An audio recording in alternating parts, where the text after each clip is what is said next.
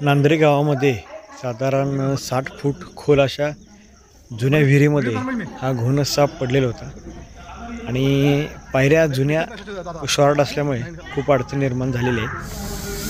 सर्व लोक ओरडून ओरडत आहेत त्याला पाण्याकडे हे करा, कारण पाण्यात ज्यावरती पकडला असता तर तो खाली पडला असता, त्यामुळे थोडासा रिस्क घेऊन आपल्याला त्याला पकडावं लागलेलं आहे आणि एक जीव वाचवण्यात आपण यशस्वी पद्धतीने काम करत यशस्वीही झालो आहे।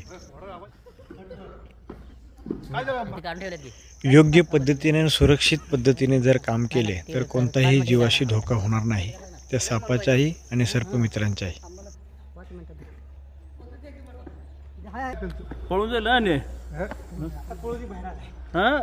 याला अजगर म्हणायचं नाही, हॅलो याला घोणस म्हणायचं।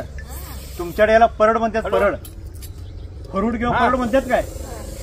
हे अजगर नाही आहे, हे विषारी घोणस आहे। याला कसं ओळखायचं सांगतो, त्याचं तोंड आहे की नाही त्रिकोणी आहे आणि ज्यावेळेला आपण जवळ येतोय किंवा त्याला भीती वाटते त्याला असं कुकरच्या शिट्टीकडे आवाज काढतोय बरोबर।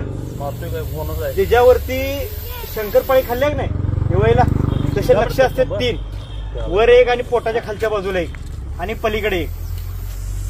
तोंड एकदम त्रिकोणी आहे, शेपूट जाड असते, लय लांबुगळे नसते शेपूट।